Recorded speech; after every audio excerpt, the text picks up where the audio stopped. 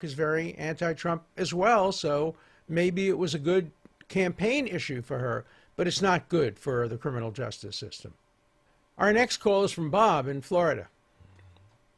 Alan, my name is Bob Plotkin from Palm City, Florida. Thank you for the most educational podcast I've ever heard, and I don't miss an episode. My question concerns the pocket veto. Can you explain exactly what that is and how this may be used to affect the current stimulus and COVID bills that have been passed now? And I guess they're waiting for a signature from the president. Also, what is your opinion of a 5,000-page plus bill going to vote within hours of Congress being able to read the bill? Thank you. Let me begin with your second question. I think it's unconstitutional for Congress to vote on a bill they haven't read.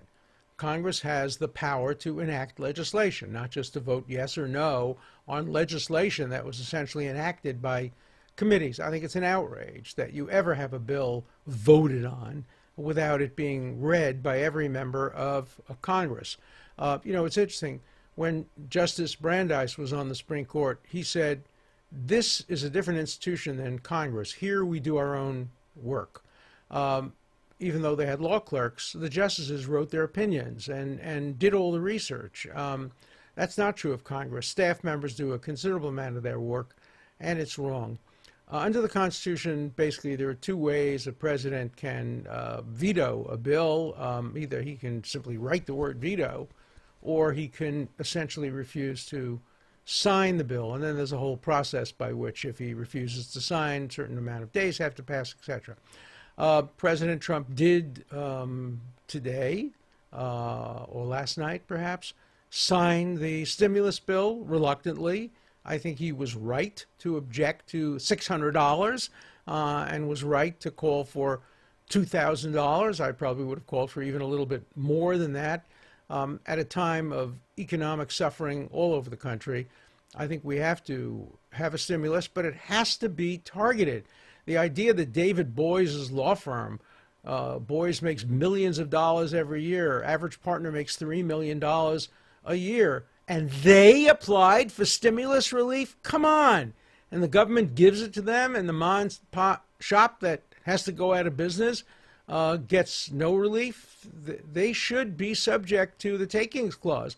When the government says to a small business, you have to close, the government should have to pay for that.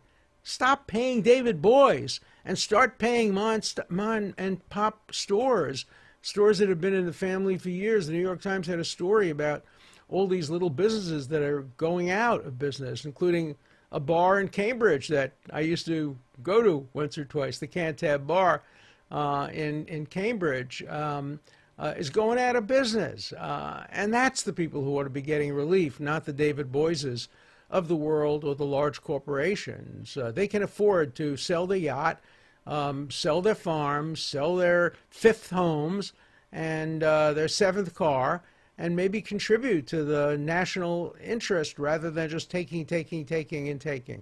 So I'm glad the stimulus bill has been signed. I'd like to see the amount raised to $2,000 or $3,000, but hey, even a little bit helps.